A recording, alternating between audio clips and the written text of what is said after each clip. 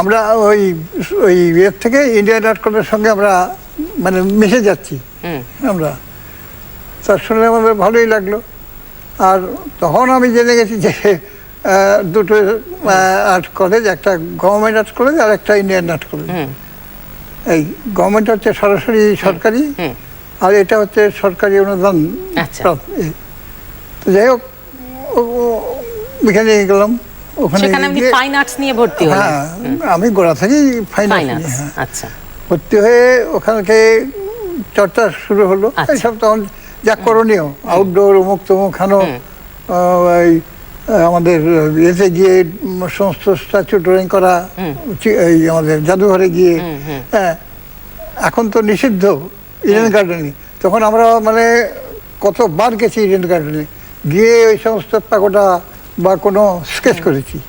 ওটা ছিল আমাদের এই একবারে, যেখান থেকে আউটডোরে গিয়ে তোমরা এরকম স্কেচ করে, অনেকগুলো শুয়ে আছে, কেউ বসে আছে, কেউ গল্প করছে, ওইসব দেখে মানে করা, সেগুলো এসে দেখানো। এইভাবে চলতে লাগলো। চলতে তারপরে 6 বছরের কোর্স ছিল তখন, ওখানে ছিল 6 বছরের। আর তারপরে আস্তে আস্তে ওই রঙের এটা ব্যবহার শুরু হলো আর কি করে, সেই ওই ল্যান্ডস্কেপ, তারপরে এই সব নানা রকমের করে। তা এইভাবে চলতে চলতে প্রায় 5 বছর কেটে গেল।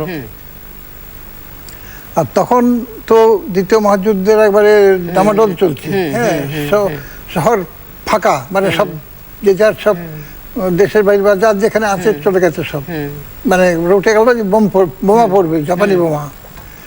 তা সেই হতো, আমরা আমাদের চাইনি, কারণ দোকান, আমার বাবা কাকার দোকান ছেড়ে করতে পারবে না, কাজে আমরা এখানেই ছিলাম।